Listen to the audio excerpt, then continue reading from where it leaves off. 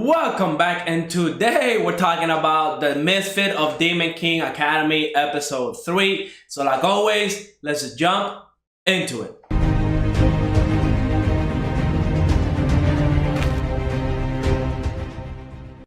So episode 3 of the Misfit of Demon King Academy is finally here. And I was kind of holding back my expectations because there's no way that this anime was going to be able to surpass episode 1 and episode 3. I mean, those two episodes were just pure amazing. They were just next level greatness. So I was kind of, holding back my expectations. I really didn't want to, hype this episode up because at the end of the day, there was no way episode 3 could keep up with the hype. And I was kind of right. I still love the episode, but we didn't have those big moments that we did in episode 2 with him spinning the castle and throwing the castle like a basketball and stuff like that. What we did get in this episode was a little bit of character development, right? We got to learn more about Sasha and Misha. We see that Misha admits that she does like Anos, and on top of that, we see that Sasha is kind of like a villain, or she really, was faking everything. Honestly, she had me fooled. I honestly thought that Sasha was on our team, and I still think that's going to happen down in the future. But we see in this episode big events happen. But let's break it down a little bit, right? Because there's another important thing that I definitely want to talk about.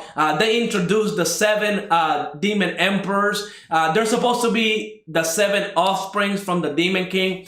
Now, this was in the manga, in the first chapter of the manga that I read. They explained that, Anos created 7 offsprings in order to pass on the bloodline so he can be, reincarnated 2,000 years later. And we see that, Ivis, and I love this scene, how Anos just walked up to him and the teacher was freaking out because these people are looked at like gods, okay? The 7 demon emperors, they are the closest thing to the Demon King that this world has. So those 7 emperors, they're like gods in this world, and everybody respect them and stuff like that. But just seeing Anos walk up to him like, yo, you don't remember me? Like, we're about to change that, and tries to give him his memories back. A truly badass moment, and that's why I love this anime, because the MC, Anos, he knows his OP, he knows nobody can stop him, and he knows, like he said on episode 1, the Demon King bends everybody to his will, and that's exactly what he's doing. Now, I like the fact that Ivis didn't absolutely just try to fight him or kill him or expel him or anything like that. He accepted the fact that there's a possibility that the fake Demon King, right, the Alvas de Javia, or whatever his name is, inserted fake memories into his head. That's why he can't remember Anos. He accepts that possibility, but he's also kind of, weary because he knows that Anos himself could have inserted the fake memories in there. So I do like that Ivis is staying neutral in all this. I don't know if the other 6 emperors are going to be as cool like Ivis, but we're going to have to wait and see. I can't wait to meet all of them. I'm pretty sure they're OP and they're going to be crazy. I don't think they're going to be able to beat Anos, but it could be a pretty close match. We're going to have to wait and see. But then we had the next exam where they have to go inside the castle and gather artifacts, and depending on how many you got, you will get a certain amount of points. And of course, you already know our boy Anos is going for the best item. He's going for that one scepter that's supposed to be in the deepest level of the dungeon. Come on, the best. He's always going to go for the best. That's why I love Anos.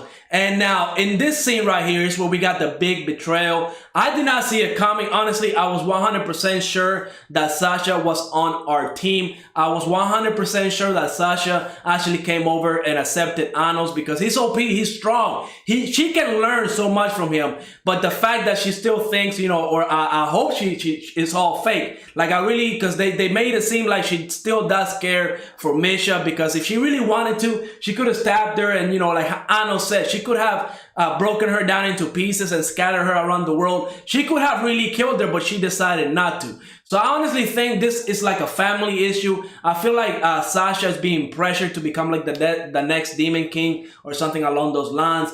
But I feel like this is all a family issue, and I'm pretty sure Anos is going to figure it out, because honestly, even though Sasha betrayed Misha and Anos like that, again, Anos made a very good point. She could have done a lot more in order to make her, betrayal actually a big betrayal. She could have killed Misha 100%, no questions asked, but she really didn't. She kind of just, I guess, gave her a little flesh wound because she was up and running and fine 5 seconds later because Anos healed her that quick. But yeah, Misha and Sasha, I feel like their relationship is definitely going to grow. We see that even now, even after the events that happened with Sasha stabbing Misha, Misha still cares for her. And she also dropped a bombshell that once she turns 15, she's gonna disappear because of that magic doll and stuff like that. And I don't quite think that's going to happen. I'm pretty sure our main character, Anos, is going to have a spell or something in his arsenal of knowledge to make whatever's about to happen stop, because I don't think we are going to lose Misha anytime soon. Now, it would be a big like plot twist, a big story thing if she was to like disappear and die or something like that next episode. Because, you know, she's been introduced as one of the main characters. And honestly, right now, she's definitely one of my favorite female leads. I mean, between Misha and Sasha, I will go 100% with Misha. And, you know, I actually find it kind of funny that Sasha believes that she actually fooled Anos to begin with. Like, I'm pretty sure he knew everything. In fact, he knew that depending on her eyes and her emotion, when they didn't activate and stuff like that, that she was up to something. And also, I want to talk about the little fact that they Sasha was able to wipe the contract that they had, because even Anos said that should be impossible, but the fact that she was able to do it, now he wasn't surprised by it. So that leads me to believe that he knows there's a way to do it, and he's just kind of like, you know, surprised that she was able to do it. But yeah, this episode wasn't as hyped as episode 1 and 2. It was still a good episode. I really want to know what's going to happen next episode. They did a fine job at setting the future of this anime up, because now we know we got the other 6 lords or emperors that we got to worry about. And of course, we know that Avos, the Havia, changed the memories of maybe all the demon lords.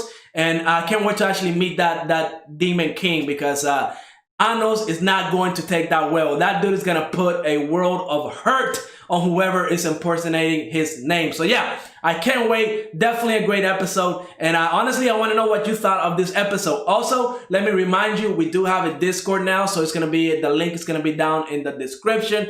Make sure to follow. And tonight at 10 p.m. Eastern, I will be streaming Ghost of Tsushima once again. We had a really fun time yesterday. But yeah, like always, let me know what you thought of this episode, and I will see you on the next episode.